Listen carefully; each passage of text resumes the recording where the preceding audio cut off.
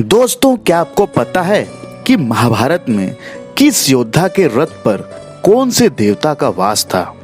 वैसे तो महाभारत काल में एक से बढ़कर एक पराक्रमी योद्धा थे, परंतु एक योद्धा को महारथी बनने में एक विशिष्ट रथ की भी आवश्यकता होती थी।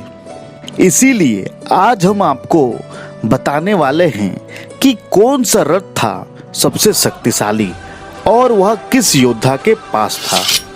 तो दोस्तों, कौन से थे वह योद्धा जिनके दिव्यरथ के कारण श्री कृष्ण भी अपने सुदर्शन चक्र से भी उनको क्षति नहीं पहुंचा सकते थे?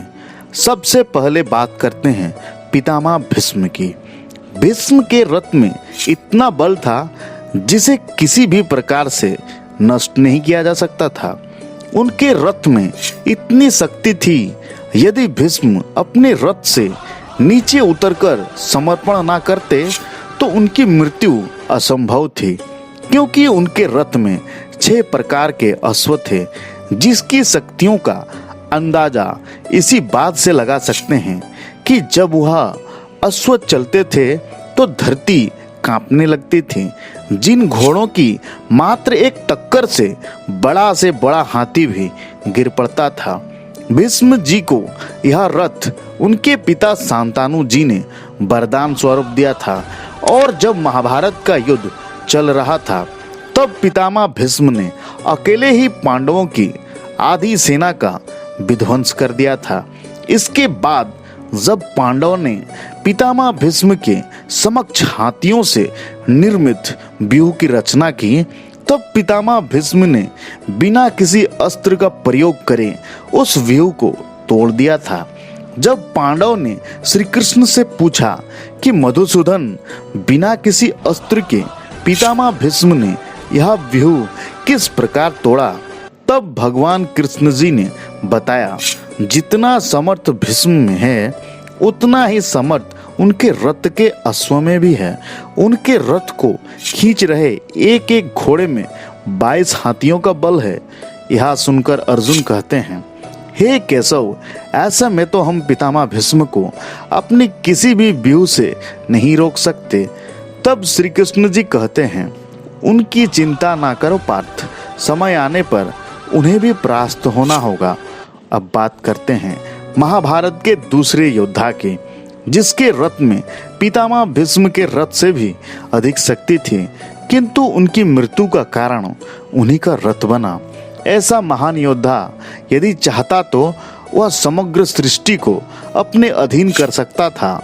जिसने अर्जुन जैसे महाशक्तिशाली योद्धा, जिसने महादेव से युद्ध किया था, उसे भी भयभीत कर दिया था, और जिसकी आगमन से कुरुक्षेत्र में मायावी शक्तियों का भी नाश हो गया था, जो बड़े कुल का होते हुए भी नीच कुल का कहा गया था। जी हाँ, हम बात कर रहे हैं अत्यंत शक्तिशाली सूर्य के समान तेजस्वी महारथी कर्ण की। महारथी कर्ण को कौन नहीं जानता। उनके धनुर्विद्या की प्रशंसा स्वयं भगवान श्री कृष्ण जी ने की थी। उनके पास अमृत से निर्मित कवच और कुंडल थे, जिसे कोई भी दिव्यास्त्र नष्ट नहीं कर सकता था। इसीलिए महाभारत युद्ध शुरू होने से पहले भगवान श्री कृष्ण जी ने इंद्र से कहकर कर्ण से कवच कुंडल उतरवा लिए थे। जिसके बाद सूर्यदेव भगवान श्री कृष्ण जी से कहते हैं, भगवान, यह तो बहुत बड़ा अन्याय है।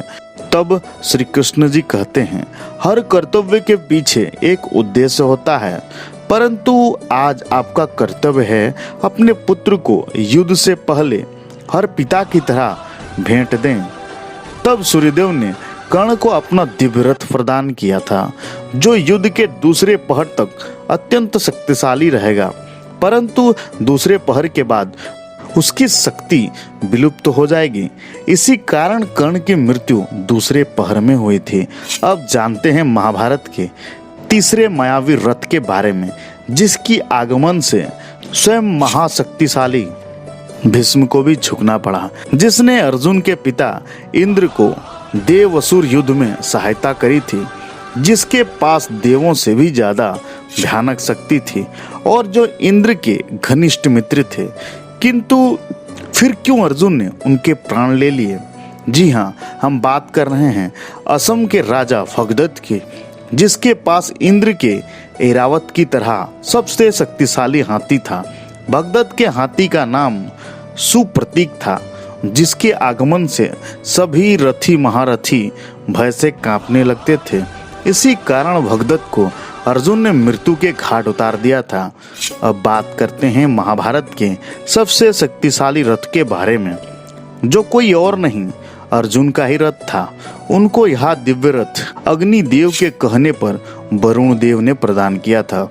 उसकी शक्ति को और अधिक करने के लिए भगवान श्री कृष्ण ने महाबली हनुमान को पताका के रूप में रथ के ऊपर बैठाया था, और इसी कारण पूरे महाभारत में अर्जुन का ही रथ सर्वशक्तिशाली था, क्योंकि जिस रथ के सारथी स्वयं नारायण थे और ध्वज के रूप में हनुमान जी, उस रथ की शक्ति के आगे दूसरा रथ कैसे ही ठहर सकता है भला। तो दोस्तों, इसको लेकर अगर आपका कोई सुझाव हो तो प्लीज़ कमेंट करके बताएं। इस वीडियो में बस इतना ही। तब तक के लिए धन्यवाद।